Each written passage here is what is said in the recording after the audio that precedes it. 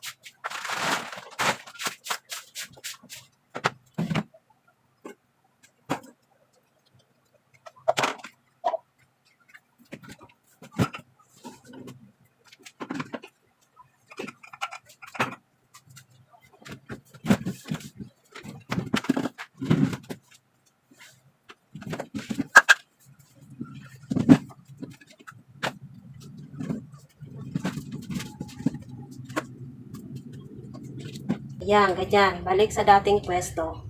Ngayon, ito namang upuan. Lalagay ko doon. So, wawalisan muna natin.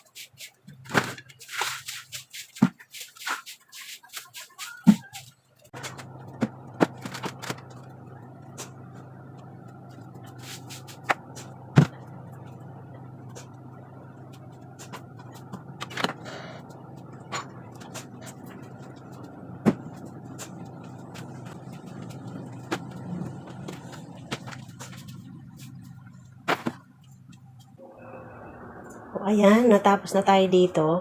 Ayan na, itsura na naman. Balik sa dati. Ayan. Ayan, ganyan na naman ang itsura. Ay, yun pa rin yung dating ayos. Ayan. Ngayon, nasikasuhin ko naman itong aking lamesa at yung lababo. Ang daming kalat, oh. Daming hugasin. Ayan, nagkalat na naman. Ayan na naman yung ayusin natin ngayon. Sa totoo lang, gabing-gabi na. Gabing-gabi na pero parang ako lang yata yung gising. Naglilinis ng bahay. Pag araw walang oras maglinis, busy sa cellphone. Ngayon, gabi naglilinis. O diba, baliktad. Ako lang yata yung ganito. Sa gabi naglilinis ng bahay. Sa gabi nagliligpit. O, diba? Ako na lang yung maingay dito. Ang oras ay 11 na. Pero, dito pa rin ako. Hindi pa tapos. Maghugas ako ng plato. Diba? Isa na natin. Para matapos na tayo.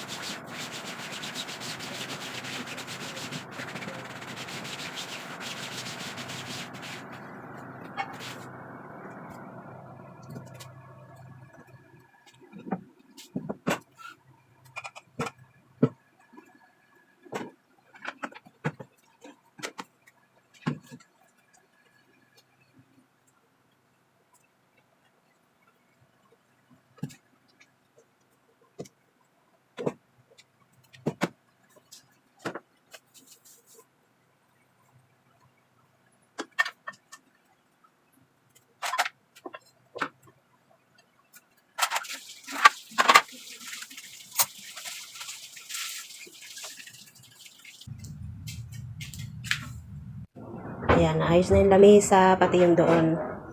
Naayos na yung ibang gamit. Ito naman, yung hugasin ko.